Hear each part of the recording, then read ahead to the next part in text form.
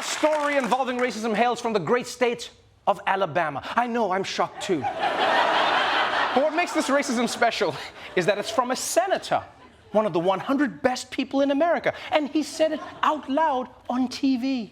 Senator Tommy Tuberville of Alabama is facing a significant backlash from major civil rights groups for comments he made at a Trump rally over the weekend. Senator Tuberville called out Democrats as being pro-crime.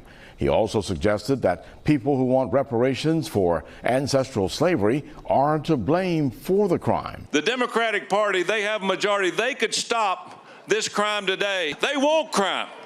They want crime because they want to take over what you got. They want to control what you have. They want reparation because they think the people that do the crime are owed that. Bullshit. They are not owed that. Woo! Yeah, you tell them, Tommy. That thing you just made up right now about reparations is bullshit. We can't have that fake thing happening. Woo!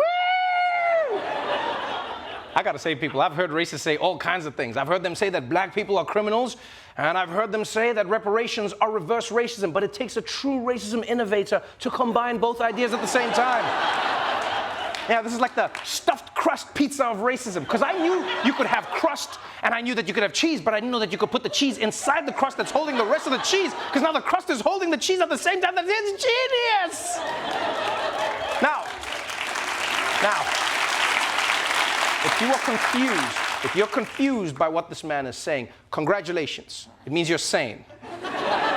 But his point is that Democrats want black people to do crime because that's basically reparations which the Democrats believe they deserve. And there are just two things I can think of, off the top of my head. One, how does this argument explain black people who steal things from other black people? Because then who's reparating who? And secondly, how is this man going to stand on stage and imply that all criminals are black? Huh? That is disgusting. Has the senator never watched Netflix? Huh? I'm not going to stand here and let Tommy Tuberville erase all these white people's contributions. This is the real racism, my friends. Trying to make it seem like white people can't do crime. How dare you? White people do crime just like anybody. These guys gonna make it seem like, well, all my white friends in here, you can do the crime. You hear me? You don't listen to these people say you can't do crime. You do the crime.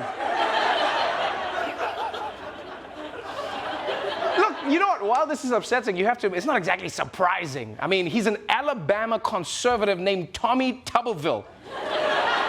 This is not so. What would be surprising is if he got up on stage and he was like, "I'd like to open today with my favorite passage from James Baldwin, y'all."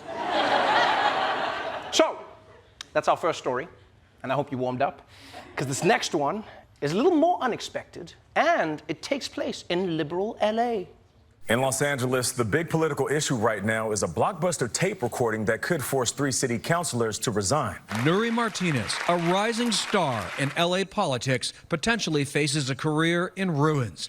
The first Latina chosen to lead the Los Angeles City Council caught on tape making racist and offensive comments during a redistricting meeting with 3 Latino Democrats. At one point, Martinez talks about the black child of Mike Bonin, a white council member, in Spanish calling the boy a little monkey. There's this white guy with this little black kid who's misbehaved. The kid is bouncing off the effing walls on the floor, practically tipping it over. There's nothing you can do to control him. Parece changuito. Kind of like a little white kid, which I was like, this kid needs a beat down. Like, let me take him around the corner and then I'll bring him back.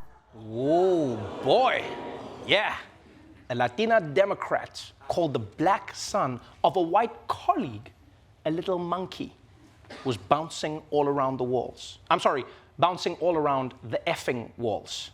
Yeah, thank you for censoring yourself. I appreciate it. That was weird. I mean, I'm not sure she censored herself in the right place. That was weird of her.